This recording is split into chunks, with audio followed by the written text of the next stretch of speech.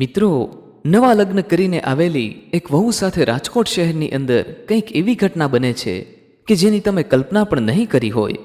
આવી ઘટના તમે પહેલાં ક્યારે પણ નહીં સાંભળી હોય તો થોડો સમય કાઢીને આ ઘટનાને અંત સુધી જરૂરથી સાંભળજો. રાજકોટ શહેરમાં પરિમલભાઈ અને એમનો પરિવાર રહેતો હતો. પરિમલભાઈ એક જ કંપનીમાં પહેલેથી નોકરી કરતા હતા, એટલે પગાર પણ સારો હતો અને મેનેજરની પોસ્ટ ઉપર કાર્યરત હતા. મેનેજર હતા એટલે અમને સમય વધારે ભરવો પડતો હતો. પરિમલભાઈને 2 સંતાન, મોટો દીકરો કલ્પેશ અને નાની દીકરી આરતી અને એમના પત્ની અરુણાબેન. ઉંમર થતાં કલ્પેશના પણ લગ્ન દિવ્યા નામની છોકરી સાથે થઈ ગયા હતા.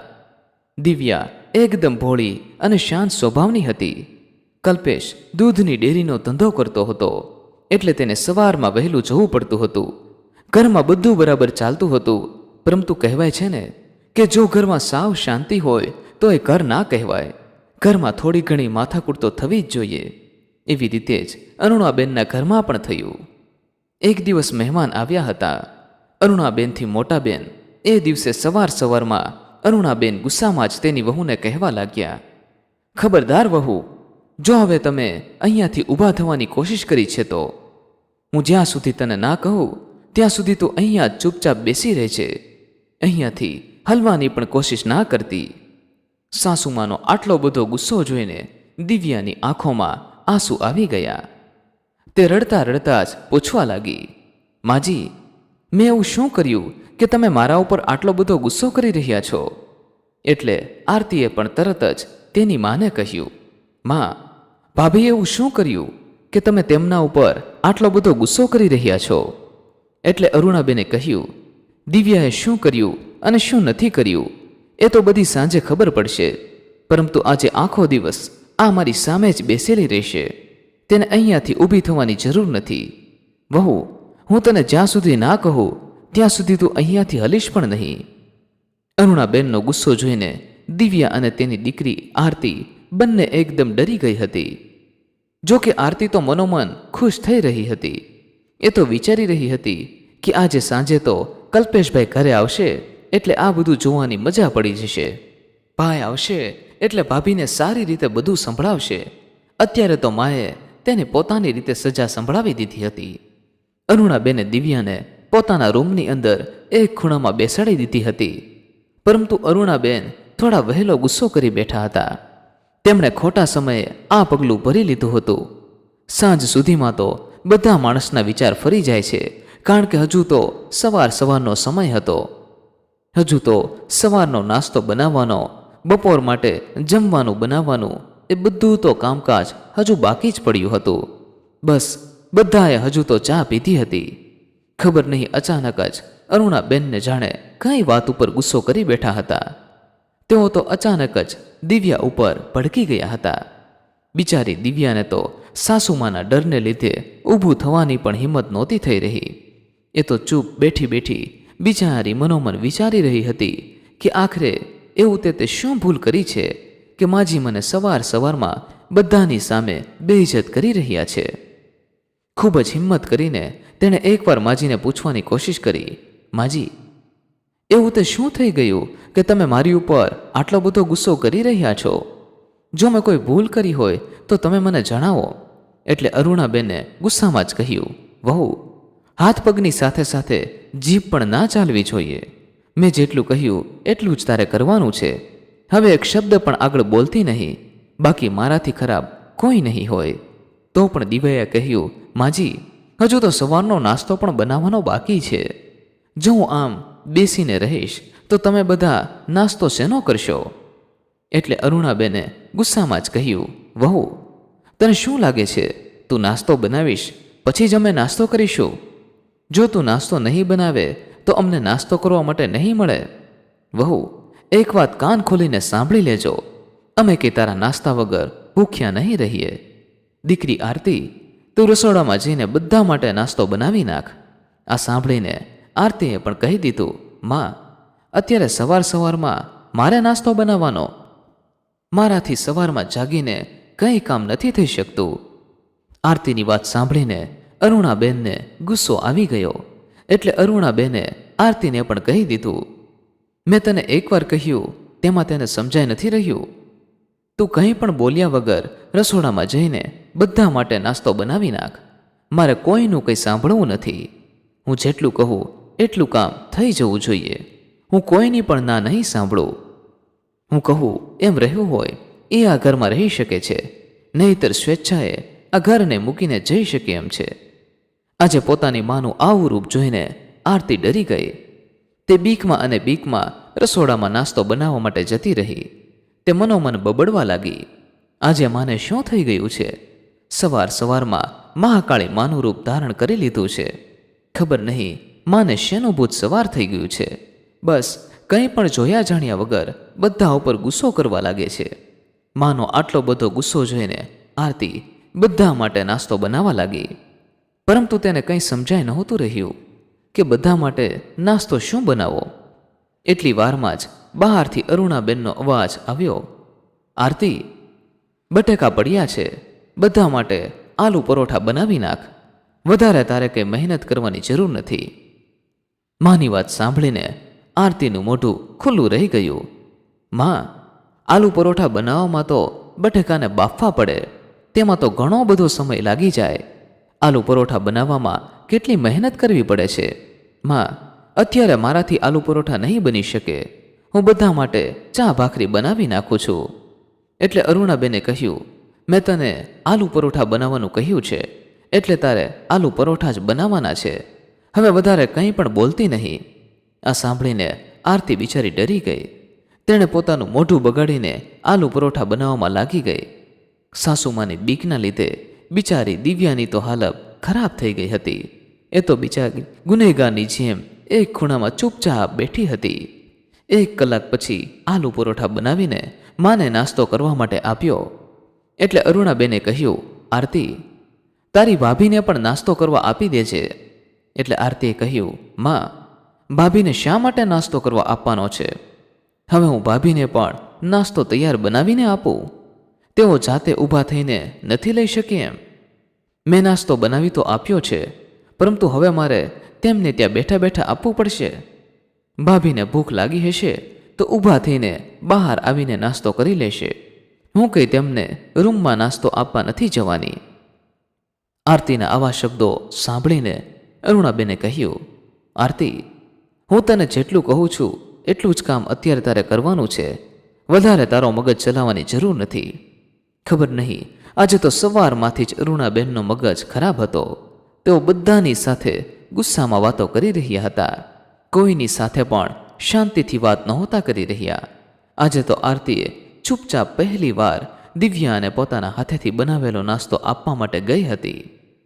માં અને ભાભીને નાસ્તો આપ્યા પછી આરતીએ પોતાના પ્લેટમાં આલુ પરોઠા લઈને નાસ્તો કરવા માટે બેઠી. જેવું જ તેણે પહેલું બટકું મોઢામાં મૂકવા ગઈ ત્યાં જ અરુણાબેને કહ્યું, આરતી, એક કામ કર, મને અથાણું આપી દે. મારાથી અથાણા વગર આ આલુ પરોઠા ખવાઈ શકે એમ નથી. અરુણાબેને આટલું કહ્યું ત્યાં તો આરતીને ગુસ્સો આવી ગયો. તે ગુસ્સામાં જ કહેવા લાગી, માં, મારા પણ પરોઠા ઠંડા થઈ રહ્યા છે. હવે મને થોડીવાર નાસ્તો તો કરી લેવા દ્યો. તમે તો જાગ્યા ત્યારથી જ મારી પાછળ પડી ગયા છો. મને શાંતિથી નાસ્તો પણ કરવા નથી દેતા. એટલે અરુણાબેને ગુસ્સામાં કહ્યું, આરતી, મેં તને કહ્યું ને, મારે અથાણું જોઈએ છે. તે સાંભળ્યું નથી? હવે તો મા સામે આરતીનું કંઈ પણ ચાલે એમ ન હતું. એટલે તેણે નાસ્તાને સાઈડમાં મૂકીને રસોડામાંથી અથાણું લઈને અરુણાબેનને આપ્યું. નાસ્તો કરી લીધા પછી બધા વાસણોને ભેગા કરીને ઘડિયાળની સામે જોયું તો 10 વાગી ગયા હતા. આરતી તો ખાલી નાસ્તો બનાવીને જ હેરાન પરેશાન થઈ ગઈ હતી. આજથી પહેલા ક્યારે પણ આરતીએ સવારમાં ઉઠીને આટલું કામ નહોતું કર્યું. જો કે એમ કહીએ તો પણ ચાલે કે આરતીએ ક્યારે એક પણ કામકાજને હાથ નહોતો લગાવ્યો. આરતી મનોમન બબડી રહી હતી. ખબર નહીં આજે મને શું થઈ ગયું છે. બધું કામકાજ મારી પાસે કરાવી રહ્યા છે. હવે તો મને એ નથી સમજાઈ રહ્યું કે આ બધી સજા ભાભીને મળી રહી છે કે મને મળી રહી છે. હવે તો રૂમની અંદરથી બહાર નીકળીને માની સામે પણ નહીં જાઓ. જો હું બહાર નીકળીશ તો માં ફરીવાર મને કંઈક ને કંઈક કામ સોંપી દેશે. આટલું વિચારતા વિચારતા આરતી પોતાના રૂમની અંદર જઈને સૂઈ ગઈ. પરંતુ 1 કલાકમાં જ ફરીવાર અરુણાબેને અવાજ લગાવ્યો. તેઓ એક ધારા રાડો પાડીને આરતીને બોલાવી રહ્યા હતા. આરતીને જવું તો ન હતું, પરંતુ માજી એટલી બધી રાડો પાડીને આરતીને બોલાવી રહ્યા હતા કે ના છૂટકે પણ આરતીને રૂમની અંદરથી બહાર નીકળવું જ પડ્યું. બહાર નીકળીને આરતીએ ગુસ્સામાં જ અરુણાબેનને કહ્યું, માં, તમે તો સવારથી જ મારી પાછળ પડી ગયા છો. હું સાવ થાકી ગઈ હતી એટલે 10 મિનિટ આરામ કરી લીધો, તો પણ તમારાથી હજમ ના થયું. હવે તમે મને શા માટે બોલાવી રહ્યા છો? એટલે અરુણાબેને કહ્યું, આરતી, તે ઘડિયાળની સામે જોયું કેટલા વાગી ગયા છે? બપોરના 12 વાગી ગયા છે. હવે તું બપોરનું જમવાનું ક્યારે બનાવીશ? એટલે આરતીએ કહ્યું, માં, તમને શું થઈ ગયું છે? હવે બપોરનું જમવાનું પણ મારે જ બનાવવું પડશે. ભાભીને તમારે સજા આપવી હોય તો આપો, પણ આ બધું કામકાજ તેની પાસે કરાવો. આ બધું મારાથી નહીં થઈ શકે એમ. મેં ક્યારે પણ આટલું બધું કામ નથી કર્યું. સવારનો નાસ્તો બનાવવાનો, બપોરનું જમવાનું બનાવવાનું, હવે તો તમે સાંજની રસોઈ પણ મને જ બનાવવાનું કહેશો. હવે હું કંઈ પણ બનાવવાની નથી. જો કોઈને જમવું હોય તો જાતે બનાવી લેજો. મારાથી આટલું બધું કામ નહીં થઈ શકે. આ સાંભળીને અરુણાબેને ગુસ્સામાં જ કહ્યું, આરતી, મેં તને જેટલું કહ્યું છે એટલું કામકાજ ચૂપચાપ કરી નાખ. મારી સામે વધારે બોલવાની કોશિશ ના કર. મને બધી ખબર પડે છે મારે કોની પાસે કેટલું કામ કરાવવું એ. એમ પણ અત્યારે વધારે કંઈ બનાવવાની જરૂર નથી. દાળ ભાત શાક રોટલી બનાવી નાખજે. આટલી બધી રસોઈ બનાવવાની સાંભળીને આરતીએ ફરીવાર ગુસ્સો આવી ગયો, કારણ કે આ તો ફૂલ ડીશ થઈ જાય એમ હતી. બધું તેને એકલીને જ બનાવવાનું હતું. તે ગુસ્સામાં કહેવા લાગી, માં, મને એ ખબર નથી પડી રહી કે તમે સજા ભાભીને આપી રહ્યા છો કે મને આપી રહ્યા છો. માં, તમને ખબર છે આ બધી રસોઈ બનાવવામાં કેટલી બધી મહેનત કરવી પડે છે. એટલે તરત જ અરુણાબેને કહ્યું, આરતી, મેં તને જેટલું કહ્યું એટલું જ તારે કરવાનું છે. વધારે એક પણ શબ્દ તારે બોલવાની જરૂર નથી. હવે મારે તને વાત વાતમાં બધું યાદ કરાવવું પડશે. એટલે આરતીને પણ અરુણાબેનની વાત માનવી પડી. પછી આરતીએ કહ્યું, માં, હું રસોઈ તો બનાવી નાખીશ, પરંતુ ભાભીને પણ રસોઈ બનાવવામાં મારી મદદ કરવી પડશે. એટલે અરુણાબેને કહ્યું, આરતી, મેં સવારમાં કહ્યું હતું ને કે દિવ્યા મારા રૂમની અંદરથી ઊભી નહીં થાય. તેને આખો દિવસ મારા રૂમની અંદર બેસવાનું છે. એટલે આરતીએ કહ્યું, માં, તમે આ કેવી સજા આપી રહ્યા છો? મને તો તમારી વાત સમજાઈ નથી રહી. ખબર નહીં કોઈ પણ કારણ વગર તમે ભાભીને સજા આપી રહ્યા છો. ખબર નહીં તમે આ કેવી સજા આપી રહ્યા છો. આ તો સજા છે કે મજા, મને તો એ જ ખબર નથી પડી રહી. એટલે ફરીવાર અરુણાબેને ગુસ્સામાં કહ્યું, આરતી, હું તને સવારની કહી રહી છું, એ તને સમજાઈ નથી રહ્યું. મેં તને જેટલું કામ કરવાનું કહ્યું છે એટલું કામ કરવામાં લાગી જા. મારે તારું વધારે કંઈ નથી સાંભળવું. આરતીની વાત ચાલી નહીં એટલે આરતી પગ પછાડતી રસોડામાં રસોઈ બનાવવા માટે જતી રહી. ફૂલ થાળી બનાવવાની હતી એટલે બિચારી આરતીથી આટલી બધી રસોઈ બની નહોતી રહી. તે આટલી રસોઈ બનાવવામાં તો 2 વાર રડી પડી. આરતીને અત્યારે સમજાય નહોતું રહ્યું કે આખરે મારી માને આ શું થઈ ગયું છે. તેઓ પોતાની દીકરી પાસે આટલું બધું કામકાજ શા માટે કરાવી રહ્યા છે અને સામે વહુને સજાના નામ ઉપર પોતાની પાસે બેસાડીને રાખી છે. ભાભીને તો બેઠા બેઠા જલસા પડી રહ્યા છે. ગમે એમ કરીને બપોરનું જમવાનું પણ આરતીને જ બનાવવું પડ્યું. બપોરનું જમવાનું જેવું પૂરું થયું એટલે બધું કામકાજ પૂરું કરીને આરતી પાછી પોતાના રૂમમાં આરામ કરવા માટે જતી રહી. હજુ તો 1 કલાકનો સમય વીત્યો હશે ત્યાં જ ફરીથી અરુણાબેને કહ્યું, આરતી, બહાર આવીને ઝડપથી મારા માટે ગરમા ગરમ ચા બનાવી નાખ. મારો ચા પીવાનો સમય થઈ ગયો છે. એટલે આરતીએ કહ્યું, માં, હવે મારાથી નહીં થઈ શકે. હું સાવ થાકી ગઈ છું. હવે તો મારાથી ઊભું પણ થઈ શકાય એમ નથી. એટલે અરુણાબેને કહ્યું, આરતી, ઊભું તો તારે થવું જ પડશે, કારણ કે મને ચા પીવાની આદત પણ તે જ લગાવી હતી. ચા પીવાની આદત તો તને પડી ગઈ હતી. બપોર પછીના સમયે ચા પીવાનું તે જ મને શીખવાડ્યું હતું. જો તને દરરોજ ચા પીવાની આદત હોય તો પછી આજે શા માટે ચા બનાવવા માટે ઊભી નથી થઈ રહી? દરરોજ તો સૌથી પહેલાં ચા પીવા માટે ઊભી થઈ જા છો. એટલે આરતીએ કહ્યું, માં, દરરોજની વાત અલગ છે. દરરોજ તો ભાભી ચા બનાવતા હતા, પરંતુ આજે તો સવારથી બધું કામકાજ મારે એકલીને જ કરવું પડી રહ્યું છે. એટલા માટે આજે હું ચા નહીં બનાવું. એટલે ફરીવાર અરુણાબેને કહ્યું, આરતી, તું ભલે ગમે એ કહે, પરંતુ આજે ચા તો તારે જ બનાવવાની છે. તારી ભાભીને હું રૂમમાંથી ઊભી પણ નહીં થવા દઉં. એની સજા તો હું પૂરી કરીને જ રહીશ. હજુ તો સાંજે બધાને આવવા દે, ત્યારે ખબર પડશે. ખબર નહીં, આજે તો સવારમાંથી જ આરતીનો દિવસ બગડી ગયો હતો. તેને આજે પોતાની માનું આવું વર્તન સમજાઈ નહોતું રહ્યું. આરતી ચાની સાથે નાસ્તો પણ લઈને આવી ગઈ, જેથી કરીને તેને વારે વારે ઊભા થઈને દોડાદોડી ન કરવી પડે. જેવી જ આરતી બધાને ચા નાસ્તો આપીને પોતે નાસ્તો કરવા બેઠી એટલે અરુણાબેને તરત જ કહ્યું, આરતી બેટા, તું મારા માટે વેફર લાવવાનું ભૂલી ગઈ છો. હવે જલ્દીથી ઊભી થઈને મારા માટે વેફર લઈને આવો. એટલે આરતીએ કહ્યું, માં, હું જે નાસ્તો લઈને આવી છું એ નાસ્તો કરી લ્યો ને. જો તમે એક દિવસ વેફર નહીં ખાઓ તો શું થઈ જવાનું છે? એમ પણ વેફરને ડબ્બામાંથી કાઢીને તળવાની બાકી છે. જો હું આ બધું કામકાજ કરવામાં લાગી જઈશ તો ચા પણ ઠંડી થઈ જશે. મેં કેટલી મહેનત કરીને ચા નાસ્તો બનાવ્યો છે. તો પણ અરુણાબેને કહ્યું, આરતી, ભલે ગમે એટલો સમય લાગી જાય, પરંતુ મારે વેફર તો ખાવી જ પડશે. એમાં કોઈ પણ જાતની છૂટછાટ નહીં ચાલે.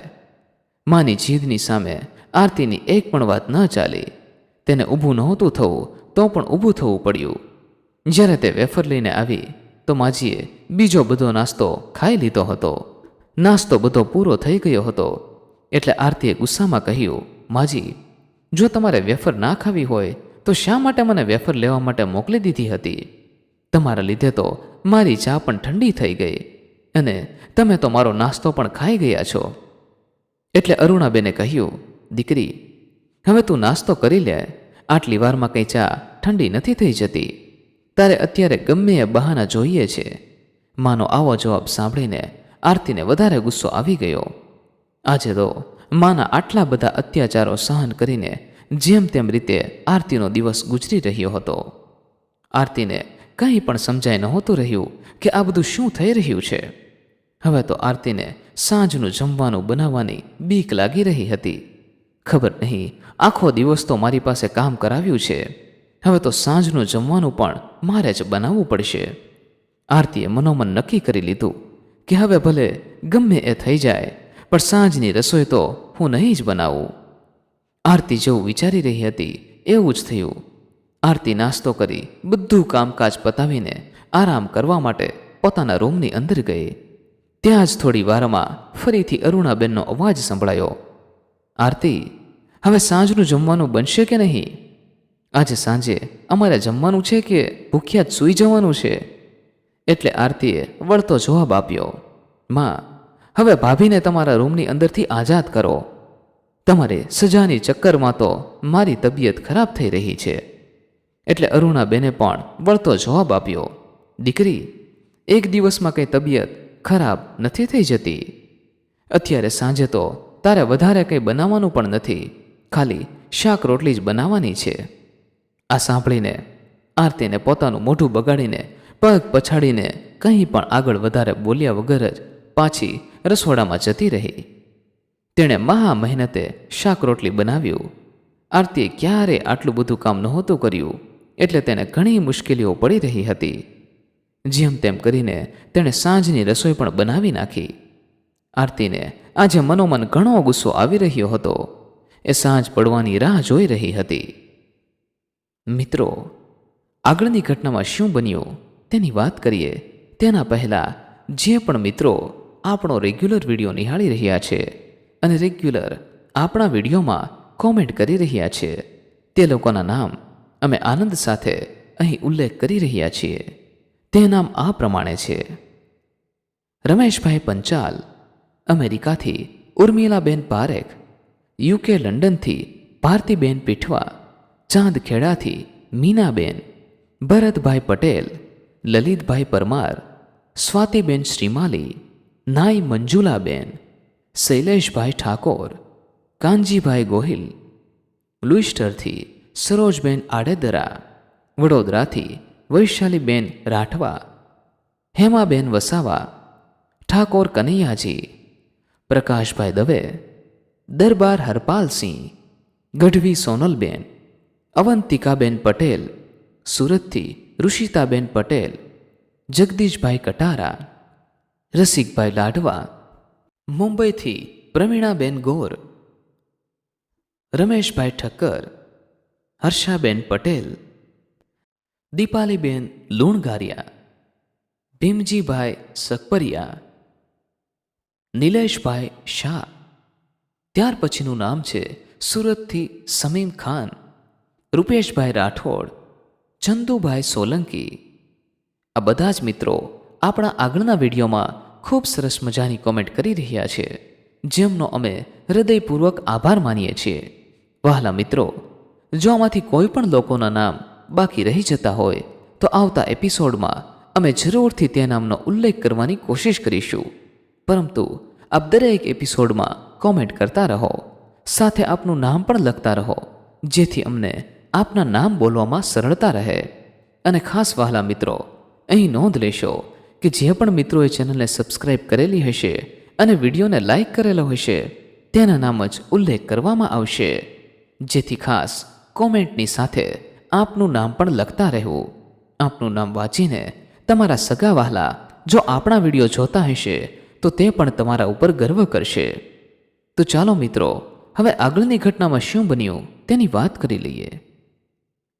સાંજનો સમય થયો એટલે આરતીના પિતાજી પરિમલભાઈ પણ આવી ગયા હતા અને તેનો ભાઈ કલ્પેશ પણ આવી ગયો હતો. બધા લોકો હાથ મોઢું ધોઈ ફ્રેશ થઈને જમવા માટે બેસી ગયા. સવારથી લઈને અત્યાર સુધીમાં અરુણાબેને દિવ્યાને રૂમની અંદરથી બહાર આવવાની પરવાનગી આપી હતી. બિચારી દિવ્યા પણ સાસુમાના બીકને લીધે ચૂપચાપ કંઈ પણ બોલ્યા વગર જમવા માટે બેસી ગઈ. આરતીએ બધાને જમવાનું આપ્યું. પછી તે પોતાની થાળી લઈને જેવી જમવા માટે બેસી એટલે અરુણાબેને તરત જ કહ્યું, દીકરી, કમસે કમ શાક બનાવ્યું ત્યારે એકવાર ચાખી તો લીધું હોત. આમાં મીઠું કેટલું ઓછું છે. હવે ઊભી થઈને મીઠું લઈને આવ. એટલે આરતીએ મોઢું બગાડીને એક બટકું મોંમાં મૂકીને કહ્યું, માં, શાક તો બરાબર બન્યું છે. મને તો આમાં કંઈ પણ ઓછું નથી લાગી રહ્યું. હવે હું જમતા જમતા ઊભી નથી થવાની. જો તમને મીઠું ઓછું લાગી રહ્યું હોય તો તમે જાતે જ ઊભા થઈને લઈ આવો. એટલે અરુણાબેને કહ્યું, આરતી, મેં તને શું કહ્યું એ તને સરખી રીતે સંભળાઈ નથી રહ્યું. એટલે આરતી કંઈ પણ બોલ્યા વગર મોઢું બગાડીને ઊભી થઈને રસોડામાં મીઠું લેવા માટે જતી રહી. મીઠું આપીને એ પાછી જમવા માટે બેસી એટલે અરુણાબેને કહ્યું, આરતી, ગરમી એટલી બધી વધારે પડી રહી છે. કમસે કમ પીવાનું પાણી તો ઠંડુ લાવવું જોઈએ ને. હવે ઊભી થઈને પહેલાં ઠંડુ પાણી લઈને આવ, પછી તું જમી લેજે. આટલું સાંભળતાની સાથે જ આરતી ગુસ્સામાં કહેવા લાગી, માં, તમે પણ હદ કરી છે. હું આજે સવારથી જ તમારા આ બધા નાટકો જોઈ રહી છું. ખબર નહીં તમને શું થઈ ગયું છે. તમે તો સવારના મારી પાછળ પડી ગયા છો. પપ્પા, તમે જોયું ને માં મને જમતા જમતા કેટલી વાર ઊભી કરી રહ્યા છે.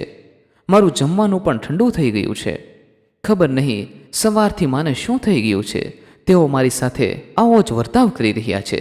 સવારના નાસ્તાઓથી લઈને બપોરનું જમવાનું, આખા ઘરનું કામકાજ, સવાર પછીની ચા, અત્યારે સાંજનું જમવાનું, બધું મેં જ કામકાજ કર્યું છે.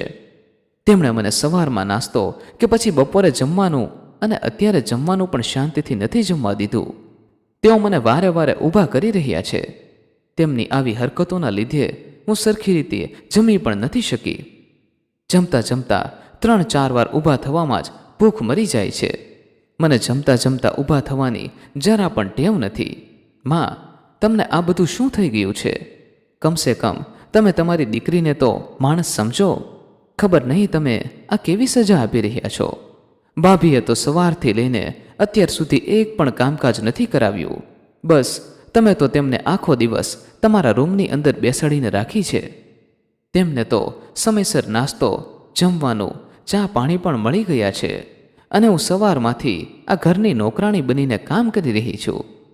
જમવાના સમયે તો કોઈ કૂતરાને પણ ઊભું થવાનું નથી કહેતું, તો પણ તમે મને વારે વારે જમતા જમતા ઊભી કરી રહ્યા છો. આટલું કહેતા કહેતા આરતી રડવા લાગી. આરતી રડી રહી હતી એ જોઈને અરુણાબેન મુસ્કુરાઈને કહેવા લાગ્યા, દીકરી, જમતા જમતા તો કોઈ કૂતરાને પણ વારે વારે ઊભું નથી કરતું. એ બધું જ્ઞાન જે તું મને આપી રહી છો ને, એ બધું જ્ઞાન તારે પોતાની અંદર પણ જોવાનું છે. મેં તો બસ તને ખાલી આજે સવારમાંથી જ આ ઘરનું બધું કામકાજ કરાવ્યું છે, તો પણ તને એક દિવસમાં જ આટલું બધું ખોટું લાગી રહ્યું છે. તને આ બધું કામકાજ કરવામાં થાક લાગી રહ્યો છે. જો તને થાક લાગ્યો તો પણ તારે આ ઘરનું બધું કામકાજ કરવું પડ્યું. તને આરામ કરવા માટે થોડો ઘણો પણ સમય ના મળ્યો. પરંતુ જરા એકવાર વિચાર કર, તારી ભાભી શું કરતી હશે? ભાભીનું નામ સાંભળતા જ આરતીના કાન ઊભા થઈ ગયા. તે તરત જ કહેવા લાગી, માં, તમારો કહેવાનો મતલબ શું છે? તમારે જે કહેવું હોય તે ચોખ્ખે ચોખ્ખા શબ્દોમાં કહો. આમ વાતને ગોળ ગોળ ના ફેરવો. ખબર નહીં આજે સવારથી જ તમે કંઈ પણ કહ્યા વગર બધું કરાવતા રહો છો. એટલી હવે જે કંઈ પણ હોય તે મને ચોખ્ખે ચોખ્ખા શબ્દોમાં કહી દો. સવારથી તમે મને અંધારામાં રાખી રહ્યા છો. એટલે અરુણાબેને કહ્યું, દીકરી, આજે તો એક દિવસ તે કામ કર્યું છે ત્યાં જ તારી હાલત ખરાબ થઈ ગઈ છે. તને થાક લાગી રહ્યો છે, પરંતુ તું તારા ભાભી વિશે પણ થોડો ઘણો વિચાર કર. તેમણે ક્યારેય ગરમા ગરમ જમવાનું જમ્યું છે? મને તો નથી લાગી રહ્યું તેમણે ક્યારેય ગરમા ગરમ જમવાનું જમી હશે. ગરમા ગરમ જમવાનું તો તેને ક્યારેય પણ નસીબ નહીં થયું હોય, અને ખાસ કરીને તારા લીધે. જેવી તું જમવા માટે બેસે છે ત્યારે તું તેમને દર વખતે ઊભા કરતી રહે છે. તું તેને કેટલી વાર ઊભી કરે છે? એ એટલી વાર જમતા જમતા ઊભી થાય છે કે તેનું જમવામાંથી પણ મન ઉડી જાય છે. પાછળના 2 મહિનાથી હું તારી આ બધી હરકતો જોઈ રહી છું. મેં તને આટલા દિવસ કંઈ નહોતું કહ્યું. મને એમ હતું કે તું જાતે જ સમજી જઈશ, પરંતુ તારામાં કંઈ ફેર ના પડ્યો. આજે એક દિવસ તને સરખી રીતે જમવાનું ના મળ્યું તો એટલી વારમાં તો તારી આંખોમાં આંસુ આવી ગયા. તું રડવા લાગી. હવે તને આજે માણસાઈ યાદ આવી રહી છે. પરંતુ જ્યારથી તારી ભાભી આ ઘરમાં આવી છે ત્યારથી તું તેની સાથે કેવો વર્તાવ કરી રહી છો. ત્યારે તારી આ માણસાઈ ક્યાં જતી રહી હતી? આટલું બધું કરવા છતાં પણ તું તારી ભાભીમાં ખામીઓ કાઢતી રહી છે. એ તારી મોટી ભાભી છે. તું ઉંમરમાં તેનાથી નાની છો, તો પણ તું તેની પાસે બધા કામ કરાવતી રહે છે. તેમને ઓર્ડર ઉપર ઓર્ડર ફરમાવતી રહે છે. તે એને ક્યારેય શાંતિથી જમવા પણ નથી દીધું, તો પણ તે બિચારી તને કંઈ પણ નથી કહેતી. હંમેશા તને આરતીબેન કહીને જ બોલાવતી હતી. તને ક્યારેય તું કહીને પણ નથી બોલાવી, તો પણ તું દરરોજ તેની સાથે આટલો બધો અત્યાચાર કરતી હતી. તને આટલી બધી હેરાન કરવાનો મારો કોઈ ઈરાદો ન હતો, પરંતુ સમયની સાથે તને પણ ખબર પડવી જોઈએ કે એક મોટા ભાભી સાથે કેવો વર્તાવ કરવો જોઈએ, તેની સાથે કેવી રીતે રહેવું જોઈએ. એ તો બિચારી ભોળી છે એટલે તારો અત્યાચાર સહન કરતી રહી.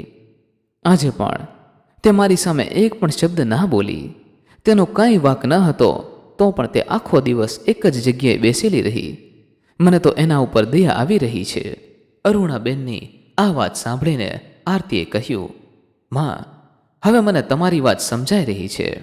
તમે જાણી જોઈને જ ભાભી પાસે કોઈ પણ કામ નથી કરાવ્યું.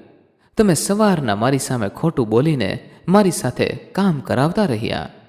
એટલે અરુણાબેને કહ્યું, હા દીકરી, જો હું તને ખોટું બોલીને તારી પાસે કામ ન કરાવું તો તું ઘરનું એક પણ કામને હાથ લગાવે એમ નથી. પછી તો તને તારી માણસાઈ ક્યાંથી સમજાય? જેવી રીતે આજે તને ખોટું લાગી રહ્યું છે, એવી રીતે તારી ભાભીને પણ ક્યારેક ખોટું લાગ્યું હશે. તે પણ એકલતામાં રડતી હશે. એ પણ કોઈકની દીકરી છે. એમ તું પણ કાલ સવારે કોઈકની વહુ બનવાની છો. આજે નહીં તો કાલે તારા પણ લગ્ન થવાના છે. જો ત્યારે પણ તારી નણંદ તારી સાથે આવો વ્યવહાર કરશે જેવી રીતે તું આજે તારી ભાભી સાથે કરી રહી છે, તો તને કેવું મહેસૂસ થશે? આજે તો એક દિવસમાં જ તારી હાલત ખરાબ થઈ ગઈ છે. પછી તું તારા સાસરે આવા માહોલને કેવી રીતે સંભાળી શકીશ? તેઓ પણ તારામાં અનેક પ્રકારના વાંક કાઢવા લાગશે. તારી એક પણ વાત નહીં સાંભળે ત્યારે તારે ઘણું સહન કરવું પડશે. ત્યારે અમે તારો સાથ આપવા માટે નહીં આવીએ. તારે પોતાને જ આ બધું સહન કરવું પડશે. અરુણાબેનની વાત સાંભળીને આરતીએ પોતાની નજર નીચે ઢાળી દીધી. તેને આજે પોતાના કર્યા ઉપર શરમ આવી રહી હતી. તેણે અરુણાબેનની માફી માંગતા કહ્યું, માં, મને માફ કરી દેજો, મારી ભૂલ થઈ ગઈ છે. મને તો એવું લાગતું હતું કે ભાભી તો આપણા ઘરમાં કામ કરવા માટે આવેલી છે, સારું સારું જમવાનું બનાવવા માટે આવેલી છે. મેં તો ક્યારેય તેમના વિશે આવો વિચાર પણ નથી કર્યો. ભાભી પણ માણસ છે, તેમને પણ થાક લાગે છે. હવે હું મારી ભૂલને સુધારવા માગું છું. હું પણ હવેથી ભાભીને બધા જ કામોમાં મદદ કરાવીશ. અમે બંને ઘરનું કામકાજ ઝડપથી પૂરું કરીને એક સાથે જ આરામ કરીશું. હવેથી હું ક્યારેય પણ ભાભીને હેરાન નહીં કરું. મને આજે મારી ભૂલનો અહેસાસ થઈ રહ્યો છે. હવે મને પણ સુધરવાનો એક મોકો આપો. હું ક્યારેય પણ તમને ફરિયાદનો મોકો નહીં આપું. દીકરીની આવી સમજદારી ભરી વાતો સાંભળીને અરુણાબેનના ચહેરા ઉપર મુસ્કુરાહટ આવી ગઈ. તેઓ આરતીને કહેવા લાગ્યા, બસ દીકરી, મારે તારી પાસે આ જ આશા હતી. દીકરી, આજે નહીં તો કાલે તારે પણ કોઈકની વહુ બનવાનું છે. તારે પણ પોતાના ઘરમાં આટલા બધા કામ કરવા પડશે. એટલા માટે જ હું તને બધું શીખવાડવા માગું છું. તને તારા સાસરે કોઈ પણ કંઈ કહીને ન જવું જોઈએ. અમે પણ ભગવાનને પ્રાર્થના કરીશું તને પણ તારા સાસરે તારું ધ્યાન રાખી શકે એવા સાસુમાં અને નણંદ મળે. સાસુમાની વાત સાંભળીને દિવ્યાની આંખોમાંથી પણ એક ધારા આંસુ વહી રહ્યા હતા. તે એક ધારી અરુણાબેનની સામે જોઈ રહી હતી. તે મનોમન પોતાને કહી રહી હતી, હું માજી વિશે કેટલું ખોટું વિચારી રહી હતી. તેઓ તો બિચારા મારી વિશે કેટલું સારું વિચારી રહ્યા છે. ભગવાને હકીકતમાં મને સાસુમાના રૂપમાં માં આપી દીધી છે. અરુણાબેન પણ આ બધું જોઈને ખુશ થઈ ગયા. સાસરે કામ તો દરેક વહુને કરવાનું જ હોય છે, પરંતુ વહુને પોતાના સાસરે એટલું અપમાન સહન કરવું પડતું હોય છે કે વહુ જાતે જ કામ કરવાનું બંધ કરી દેતી હોય છે. પરંતુ જ્યારે સાસરે તેને પોતાના પણાનો અહેસાસ થાય છે ત્યારે એક વહુ 1000 કામ કરવા માટે પણ તૈયાર હોય છે. ત્યારે વહુને કામ કરવાનો જુસ્સો અલગ હોય છે. વહુ કામ કરવાથી ક્યારે પણ નથી થાકતી. બસ તે થાકે છે તો માનસિક રીતે, જેનો સમજદારી સિવાય બીજો કોઈ પણ ઉપાય જ નથી. ઘરના દરેક સભ્યોએ પોતપોતાની રીતે થોડું ઘણું સમજવું જોઈએ, કારણ કે હળી મળીને રહેવાથી જ પરિવાર આગળ ચાલે છે. બાકી ઘર બરબાદ થવામાં વધારે સમય નથી લાગતો. વહાલા મિત્રો, આ એપિસોડ આપને પસંદ આવ્યો હોય તો ખાસ આપણી આ ચેનલને સબસ્ક્રાઇબ કરવાનું ભૂલશો નહીં, જેથી આવી જ સત્ય ઘટના અને સત્ય ઘટના પર આધારિત દરેક પ્રકારની કહાની આપને સમયસર સાંભળવા મળતી રહે. તેમજ મિત્રો, આ કહાની વિશે આપનું શું કહેવું છે તે પણ આપ અમને કોમેન્ટ બોક્સમાં જરૂરથી જણાવજો. તો ફરી મળીશું મિત્રો કોઈ નવા એપિસોડ સાથે. ખૂબ ખૂબ ધન્યવાદ. જય મા ગાત્રાળ. જય શ્રી કૃષ્ણ.